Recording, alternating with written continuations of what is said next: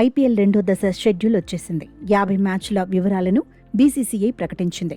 తొలుత విడుదల చేసిన షెడ్యూల్లో 20 మ్యాచ్ల వివరాలని అనౌన్స్ చేసింది. అయితే లీగ్ దశలోని తర్వాతి మ్యాచ్ల వివరాలను ఇప్పుడు ప్రకటించింది. ఏప్రిల్ 13 నుంచి మే 24 వరకు రెండో ఫేజ్లోని మ్యాచ్లు జరగబోతున్నాయి.